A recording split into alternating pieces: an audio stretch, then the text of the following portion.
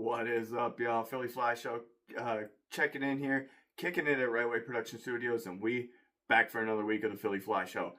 Another killer week for the Philly Fly Show last week. Picks are in, and the picks are just doing great. Out of 6, so we'll say the last 6, it's only been one bad week. And that one bad week only hit at 50%, so you didn't lose all your money that week. At the rate that we're hitting, you're making some flipping fantastic money if you're putting them single bets down. Now, last week we had Rene Moicano versus Chris Duncan as the main event. That was last week's show. Like I said, Philly Fly Show went 10 for 13. That's a positive week for the Philly Fly Show. I did not have a best bet of the week show last week. Unfortunately, I didn't like anything that I could put together. I didn't like parlays. I didn't like nothing, and I should have stuck to something because I had a great week. Sometimes you have to stick with your gut feeling on that one. When you don't have a pick, you don't got to put it in. But with the Philly Fly Show, I should probably put it in some more. How good the Philly Fly Show has been doing. Should have put it in some more. I should have put it on Darius Flowers last week. That was my gut feeling, but I couldn't go with it. And he ended up winning by a good knockout on Lando Bonata. That was a good fight. Again, we changed the best bet of the week to Joe Money. That is what the new show is called, or the new short is called. So share Joe Money with your friends and get at me. 10 for 13 on another week. Man, just fire picks. But we're here for UFC 327. Jiri Prochazka versus Carlos Ulberg for the light heavyweight championship. And it is a vacant light heavyweight champion because we got a real champion in Alex Pereira who vacates his title so that the division can go on. It's not like Alex can't come back and take the title from somebody. If he wants to stay at light heavyweight, he could have. He could have taken out. He could have fought Ulberg. That's probably who he would have fought because he's already beat Jiri. Jiri gets up there and gets another title shot. I'm not against it. I'm not 1,000% for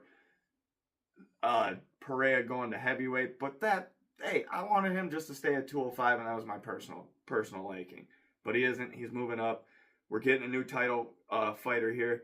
It's a 12-leg card here, so not the longest one. I like it better when we have 14, but seems when we jam-pack 14 fights on there that we get some pretty lopsided fighting and lopsided matchmaking. So it's good to see here. I am going to grab my bubbler here because it's the only sort. Well, I got a water right there.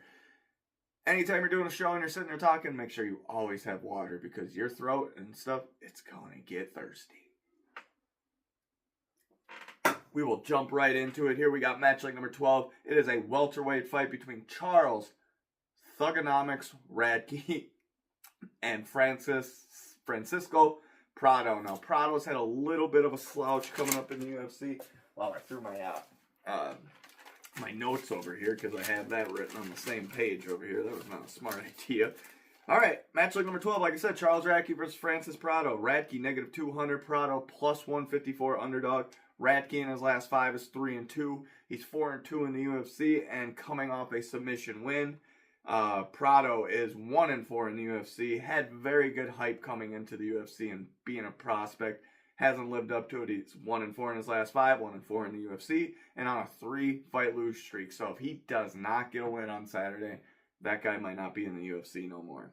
That one was a little hard for me to pick because I like I said, I really like Prado as a prospect coming up, but he has not lived up to the hype and he's fought some good guys though, so I can't totally slouch him. Again, the UFC lines him up against another good guy, but I think Charles Radke gets a win. I'll take that -200 there and cash it to the bank.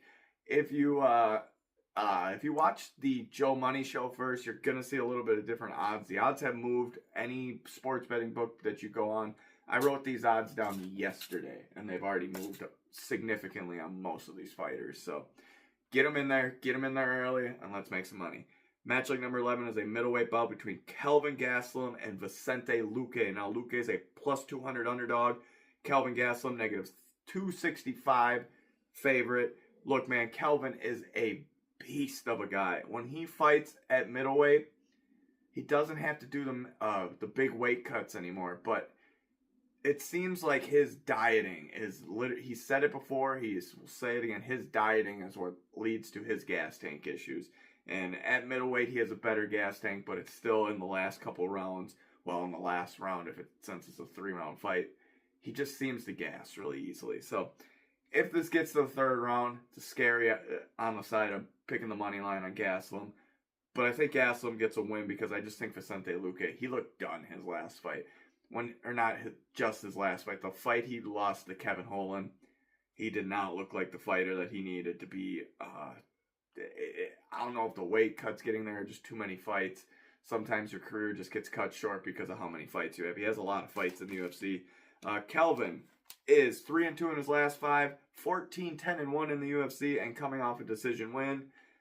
His counterpart, 2-3, 16-8 in the UFC, and on a 2-fight lose streak. So Vicente Luque needs to get a win, and a win bad if he doesn't want to be on the chopping block in his next upcoming fights. But Kelvin gets a win, 1 out of 5 on the confidence level. He can get his hand raised there. Matchup number 10 is a banger fight. There's a lot of fights on here I could put as banger fights. You might hear me say it again, but this fight is a don't miss fight. It's a lightweight bout between Chris Padilla and Markel Medeiros. Markel Medeiros is a plus 144 underdog, whereas good old Padilla is a negative 186 favorite. Padilla is 5-0 in his last 5, 4-0 in the UFC, and on a 7-fight win streak. He is fighting his counterpart in Medeiros. He is 5-0 in his last 5, 3-0 in the UFC, and on a 9-fight win streak. Somebody's O on this win streak is going to go, and it's a banger fight, man. I really like both these guys. It's crazy as being good as prospects as they are that they got to line up right now and not later in their career, because both these guys could be lightweight contenders in the top 15. Padilla's got to put it together. I think he does. I think he can get his hand raised against Medeiros, but it's not going to be no easy fight whatsoever. Lightweight banger. Padilla, 3 out of 5 on the confidence level. He can get his hand raised. Match like number 9 here is a strawweight bout. It is a number 2 ranked female in Tatiana Suarez versus the number 6 ranked strawweight female in Lupi Godinez. Now, Godinez is a plus 130 underdog, and Suarez is a negative 166 favorite. Look, Suarez took a fight after her title fight and looked like she's getting back in the ring and putting that well-roundedness together. She's got to get that striking down and that gas tank down, otherwise she is not going to be able to compete with these women up there. Her grappling is as good as anybody's, but again, you got to put that striking together and get that going. Lupi Godinez on the other side, she's got good striking, good boxing. You know, she's pretty good, well-rounded with the grappling side, too. I say grappling defense is a strong suit, whereas grappling offense, I wouldn't say so as much. Now, taking that to the bank, Tatiana Suarez is 4-1 in her last 5, 8-1 in the UFC, and her only loss is coming on that title fight where she lost, and she's got a decision win over Amanda Lemos in her last fight. Her counterpart in Lupi is 3-2 in her last 5, 9-5 in the UFC, and on a 2-fight win streak, and her last win was against Jessica Andrade, which is no slouch. Now, that's a good test, but the difference between Andrade and Suarez's grappling, I think, is just way, way at a different level. So I think she's going to be able to pull that off, take her to the ground, and just dominate Lupi. I don't see Lupi being able to do much on the ground, on the feet. If this stays on the feet, Lupi could win. She could put her out, man. She's got those hands. But picking Suarez with the win, 1 out of 5 on the confidence level, she gets her hand raised. That is a future, again, title contender in Tatiana Suarez. All right, we'll jump to the matchup number 8. Here's a lightweight bout between Matus Gamrot and Esteban Ribovic. Now, Ribovic is a plus 150 underdog. Gamrot, negative 194 favorite. Oh, man, this is a bad matchup for Gamrot, and I'm going to explain why after I give you their records here. Gamrot's 3-2 in his last 5, 8-4 in the UFC, coming off a submission loss to Charles Oliveira where he did not look like he even belonged in the same ring as that man in Charles Oliveira. His counterpart is 4-1 in his last 5, 4-2 in the UFC, coming off a decision win there. Look, Ribovic is very well-rounded, but where Ribovic stands out because of his well-roundedness is that grappling defense is elite, and no one gives him credit for it. They all think they can go in and get a finish on him. Not going to happen there. And his hands are deadly. They are missiles. They come at you fast. He's a good combo striker. I won't say he's like the fastest striker in the UFC, but he's got speed behind those punches, power behind the punches, and he can grapple defense. Bad night for Gamrot because we've seen against guys who can defend his takedowns. He does not do well against. So that one negative 194 on Gamrot should be switched to the other side because Rubovic is not losing this fight. 3 out of 5 on the confidence level. Rubovic wins this fight because I won't give Gamrot's grappling his satisfaction because it is elite. But if you could stop it, his striking is not even up there with anybody. Gamrot is the 8th ranked lightweight in the lightweight division. He's putting that up against Rubovic. Rubovic is taking that ranking and cashing it to the bank, baby. Match leg number 7 here is a welterweight bout between Big Mouth Kevin Holland and Randy Brown. Randy Brown's a negative 135 favorite. Kevin Holland, negative 102. It's almost a pick 'em, essentially. Kevin's 2-3 in his last 5. This dude, in his short, it's not been in the UFC super long. Like, I mean, decent enough time, but not long enough to, I can't believe his record is this. This guy's 15-12-1. That's a lot of UFC fights, guys. A lot. You will not see a lot of fighters fight as many times as him. Yes, he's got a lot of losses, but he is a company man, and I love any Kevin Holland fight. His counterpart, Randy Brown, is 3-2 in his last 5. He's 14-7 in the UFC. He's coming off a KO loss to Gabriel Bonfim, and that is no slouch to lose to, so not dog him. I think the 35-year-old in Randy Brown is going to get a big win against Kevin Holland because I think Kevin Holland, I just think the longevity of his career is over. He's not going to compete with the greats anymore. And it's up. It's over. It's time. He's full-on gatekeeper, and I hope they keep him on and give him a couple more fights. But he's not getting a win on Saturday. Randy Brown gets that win. 1 out of 5 on the confidence level because Kevin Holland's got great jiu-jitsu and great hands. So things can still happen. All right, featured prelim bout of the evening is a featherweight bout between 2 former Bellator fighters who I don't know if they ever got to fight in Bellator. I don't follow Bellator. I don't follow a lot of other promotions that well. But Patricio Pitbull, 13th ranked featherweight, is putting his ranking up against Aaron Pico.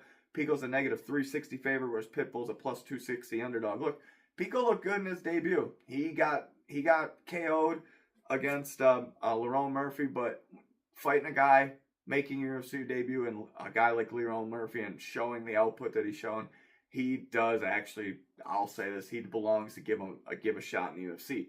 I'm not sold on Patricio Pitbull. Yes, he lost to Yair Rodriguez and beat Dan Ige. That's a good win against Dan Ige, but the fight against Yair just made me show that I don't know if he's got it to stay in here. I think Pico's got it to at least gatekeep in here. Can't even say that for Patricio. Patricio, plus 260 underdog. He is 2-3 in his last 5, 1-1 in the UFC, and coming off a decision win against Dan 50K Ige. And then you got his counterpart is 3-2 in his last 5, 0-1 in the UFC. Like I said, coming off the KO loss to Lerone Murphy, I'm taking Aaron Pico. You won't say me cash it to the bank because I have no idea how this fight actually plays out. But I think Aaron Pico with those hands gets the win. I think he's better hands, and as long as he doesn't get taken down and have a grappling match with Patricio, he gets the decision win. All right, main event here. Badass card, badass main event. Let's get into it. Staying in the featherweight division, we get the last fight for Cub Swanson. Yes, he's retiring. He's retiring at the right time. He is up there in age, and he's had a lot of fights. Versus Nate the Train Landor. Now, Landor is a negative 125 favorite. Essentially, last time I looked at it, I think they're at negative 113 or negative 115 pick'em. Cub Swanson, negative 102 pick'em. Look, man, Cub is 3-2 in his last 5, 15-10 in the UFC, coming off a KO win in 2024 against Billy Quarantillo. That was too long ago for me to be positive in him winning. His counterpart, Nate the Train Landor, 2-3 in his last 5, 5-5 in the UFC, coming off a 2-fight lose streak. Nate the Train has fought killers. The up-and-coming prospects have just gotten to him. He can fight. He's in every fight. He's got hands, too. You do not want to stand in the pocket and bang with him. Cub Swanson likes to do that. Stand in the pocket, take a couple to give you one solid one. That's not going to be a good game plan against Nate the Train. Nate the Train's going to get a win, and I'm pretty confident on it. Not really, just joking. I really in my heart feel that way, but when I put it on paper, can't say that. 1 out of 5 on the confidence. If you're going heart, though, I'm going 3 out of 5 on the confidence on Nate the Train Landor. Match leg number 4 here. The 10th ranked Dominic Reyes in the light heavyweight division taking on Johnny Walker, the 12th ranked in the light heavyweight division. Johnny plus 108. Dominic Reyes, negative 138. Look, man, Dom's got hands. Dom has a problem taking shots. He's fought too many killers that I just think put his lights out. Carlos Ulberg just did it. Carlos has crazy power and crazy good distance. Dominant. He's a good power puncher. Got actually a good gas tank. Fighting a guy in Johnny Walker who struggles with his gas tank. Look, man, Dom, he may be 3-2 in his last 5, 9-5 in the UFC, and coming off the KO Ulberg loss. I'm confident in him winning this fight against Johnny Walker, who is 2. I thought I said 2-21. I'm like, that's not right. 2-1 in his last 5. 8-6-1 in the UFC, coming off a KO win. Look, man, Johnny takes too many strikes, and Johnny's been knocked out by guys that I just think he gets overly confident in his skill set when he lands. And that's his downfall, and you don't want to do that against Dom because Dom's a counterpuncher, and Dom's going to hit you hard, and Dom's hands are deadly. Dom gets the win. 3 out of 5 on the confidence level. He puts out Johnny Walker. You want to get sweeter odds on Dom? Pick him for a finish. All right, matchup number 3 is a heavyweight bout. They are doing Curtis Blades dirty. I mean dirty. Dirty deeds. They done the cheat. Man. Okay, Curtis Blades, 5th ranked heavyweight in the world, taking on Josh Hokic, unranked fighter. Back-to-back unranked matchups for Curtis Blades. They're dogging that guy. I don't see why. I do not like what the UFC's doing with him. Negative 138 on Blades, plus 108 on Josh. Look, man, Blades is 3-2 in his last 5, 14-5-1 in the UFC, and coming off a decision wins against Kunaev, an unranked fighter, who he should not have been ranked or fought against at all. They shouldn't have been matched up to each other. His counterpart, 5-0 in his last 5, 2-0 in the UFC, and has an 8-0 undefeated record, coming from a football background. Look, man, he's cringe as hell, man. I mean, he's some of the things he says is funny, I ain't gonna lie, some. But he's cringe as hell with his fakeness, man. I don't like that. It doesn't work in the UFC. You will be exposed. The 2 fighters you have wins against, they're not much to talk about. Josh, them ranking you up against a guy like Curtis Blades is just outright disrespectful for Curtis Blades. Curtis Blades is going to take you down. He's going to hurt you, and he's going to make you realize that you need to work on a lot to get back up in the top 5 of the UFC. If he gets a win on Saturday, crazy.